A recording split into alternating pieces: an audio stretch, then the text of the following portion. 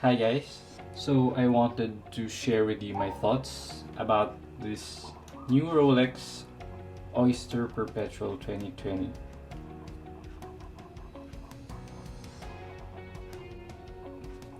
I got this from a local 80 in the Philippines. I always wanted a watch that looks serious or can be worn during formal occasions, and at the same time a watch that is fun and playful. I wanted this watch to also be my daily driver. So, I'm going to discuss a few things, mainly the size, the color, and the weight. So, let's go first to the size. So, the main dial, the diameter is around 34.5 millimeter from here to here, and measure from this lug to this lug is 46 millimeter. Across it's around 26 millimeter, and 50 millimeters from here to here.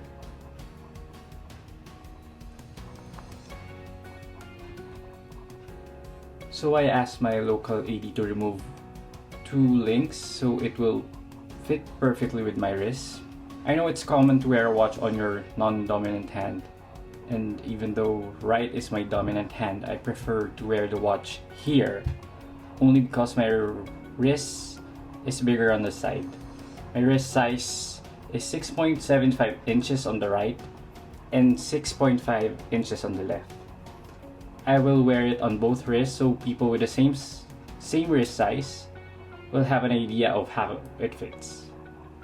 6.75 inches.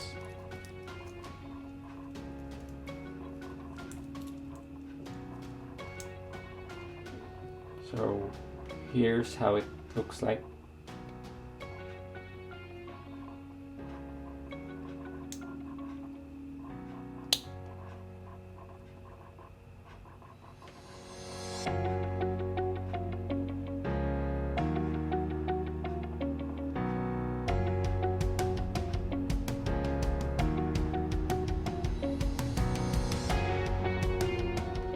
Then I'll wear it on my left wrist. It's 6.5 inches for that side.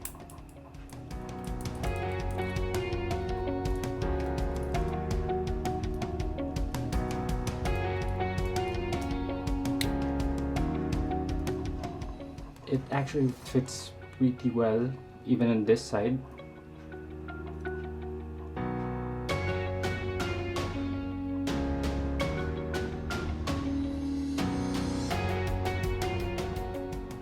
I also want to compare this with my Omega DeVille. This one is 39.5 millimeter and this one is 41 millimeter. If you look at these, this one actually looks bigger.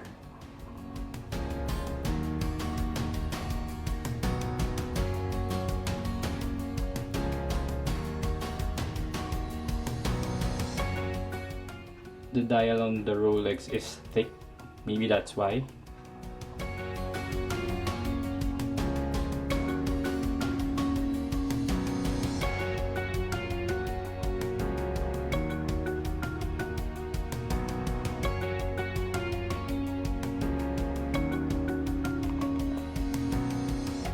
For the weight, unfortunately I do not have a weighing scale with me right now, so I'll base the weight on the feel of this watch on my wrist.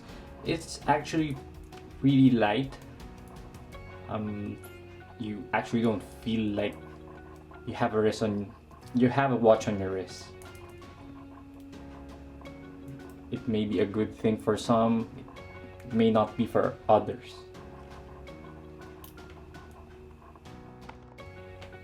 So now let's discuss the color.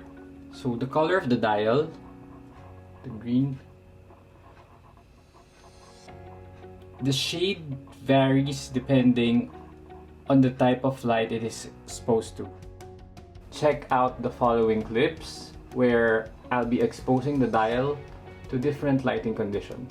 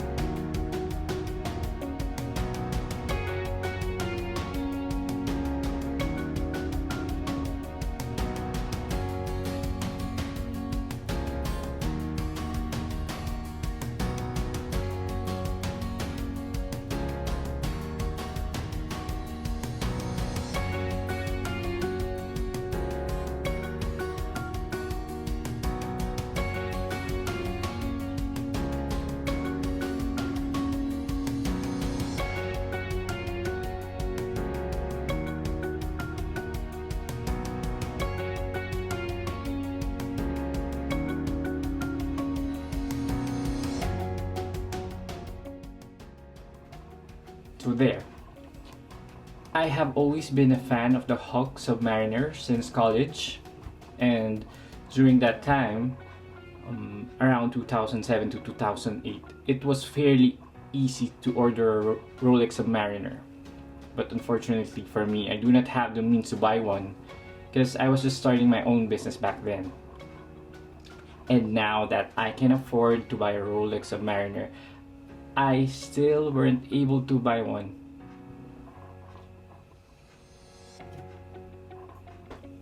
I have been searching for a Submariner or even just a GMT Master, BLNR, for the last 5 years, probably in all of Europe, in Japan, in Australia, New Zealand, and even in the Philippines. But no luck. But hey, let's face it, unless you are a VIP or an actual AD, there's little to no way you'll be able to get one. Of course, if you're lucky enough, maybe.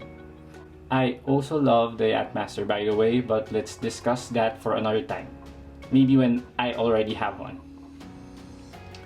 The main reason why I bought this OP41 is because it's the closest thing to a Submariner.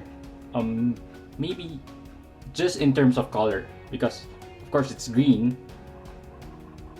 I know it's a different shade, but eventually this will be in demand,